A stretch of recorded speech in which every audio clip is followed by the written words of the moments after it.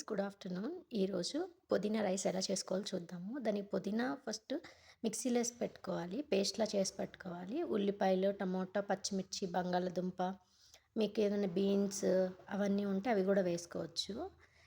ఇది కొత్త ప్రాసెస్ అండి. అంటే మేబీ తెలియకపోవచ్చు కొంతమందికి తెలిసి ఉండొచ్చు. ఈ పుదీనా పేస్ట్ని బాగా ఉడికించుకోవాలండి. ఇలా ఉడికించుకొని మనం ఫ్రిడ్జ్లో కూడా పెట్టుకున్నా సరే ఇన్‌స్టంట్‌గా వెంటనే గూడా చేసుకోవచ్చు. ఇలా చేసి పెట్టుకుంటే పుదీనా ఎక్కువ ఉన్నప్పుడు ఇలా పేస్ట్ చేసి పెట్టుకోండి. ఫ్రిడ్జ్‌లో మీరు వెంటనే బిర్యానీ అలా చేసుకోవచ్చు. పుదీనా రైస్ చాలా బావుంటుందండి. ఇదొక టిప్. ఇలా బాగా వాటర్ అన్నీ పోయేలాగా ఉడకబెట్టాలి. ఇలా ఉడకబెడితే ఏంటంటే మనకి ఎక్కువ ఫ్లేవర్ అనిపించదండి బిర్యానీ చేసినప్పుడు గానీ, ఇలా పుదీనా రైస్‌లో ఇలా చేసుకున్నప్పుడు గానీ, ఎక్కువ పుదీనా ఫ్లేవర్ అనిపించదు. అంటే ఎక్కువ ఆకు మన పొట్టలోకెళ్తుంది. సో, పుదీనా ఆకు తినరు కదా కొంతమంది. వాళ్ళకి ఇలా చేసి పెట్టండి. ఖచ్చితంగా నచ్చుతుంది. ఇలా దీన్ని ఉడికించుకొని పక్కన పెట్టుకోవాలి. ఈలోపు ఒక మీరు దేనిలో చేయాలనుకుంటే అది. ఇది కుక్కర్‌లో కూడా చేయొచ్చండి. నేను ఒక చిన్న గిన్నెలో చేస్తున్నాను. దీనికి ముందుగా కొంచెం గీ గీ యేసుకున్నాము. ఆయిల్‌లో కూడా చేసుకోవచ్చు. ఇలా నెయ్యి వేసిన తర్వాత 2 బిర్యానీ ఆకులు వేయాలి. ఆ తర్వాత మనం ముందుగా కోసి పెట్టుకున్న ఉల్లిపాయలు వేయాలి. ఉల్లిపాయలు చాలా అంటే ఎర్రగా వేగితే చాలా బావుంటదండి. అందుకని చెప్పి నలిపి వేసుకుంటే లావుగా ఉన్నాయి కూడా సన్నగా అవుతాయి కదా! అందుకని చెప్పేసి నలిపి వేసాను. ఇలా బాగా వేయించుకోవాలి ఎర్రగా. ఇలా వేగిన తర్వాత ముందుగా కోసి పెట్టుకున్నాం కదా పచ్చిమిర్చి, టమోటా, బంగాళదుంప అవన్నీ. బీన్స్ కూడా బావుంటాయండి ఇందులో వేసుకుంటే. మీకు ఏ వెజిటబుల్స్ కావాలంటే అవి వేసుకోవచ్చు. ఇవి ఉన్నాయండి. నేను ఇవి వేసాను. ఇలా బాగా కలుపుకోవాలి. ఇప్పుడు ముక్కలకు సరిపడినంత ఉప్పు మాత్రమే వేసానండి నేను. తర్వాత వాటర్ పోసిన తర్వాత చూసుకొని మొత్తంలో వేయొచ్చు అని చెప్పేసి ఈ ముక్కలు ఉడకడం కోసం కొంచెం ఉప్పేసాను అంతే. ఇలా బాగా వేపుకోవాలి. ముక్కలన్నీ వేగాయండి. ఇప్పుడు మనం అల్లం వెల్లుల్లి పేస్ట్ కొంచెం వేయాలి. అది కొంచెం వేగిన తర్వాత ధనియాల పౌడరు, జీలకర్ర పౌడరు, బిర్యానీ మసాలా ఉంటే బిర్యానీ మసాలా కూడా వేసుకోవచ్చు. ఇలా ధనియాల పౌడర్ వేశాను నేను. ధనియాల జీలకర్ర పౌడరు, కొంచెం గరం మసాలా వేశాను. మీ దగ్గర ఉంటే బిర్యానీ మసాలా కూడా వేసుకోండి. చాలా బాగుంటుందండి. ఇలా మొత్తం కలుపుకోవాలి. ఆ పచ్చివాసన అంతా పోయేలాగా వేపుకున్న తర్వాత మనం ఏ గ్లాస్ అయితే బియ్యం తీసుకుంటామో అదే గ్లాసులకి 2 గ్లాసులు నీళ్లు పోయాలండి.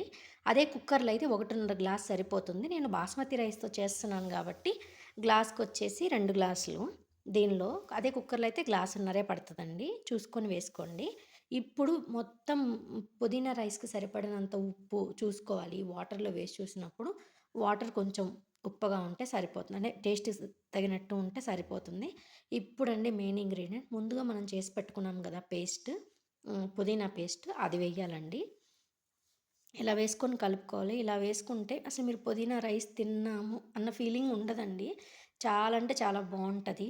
కలర్ ఒక్కటే మీకు తెలుస్తది. పుదీనా తిన్నట్టు అనిపించదు. చాలా బావుంటది. ఒకసారి ట్రై చేయండి. నచ్చుతుంది ఖచ్చితంగా.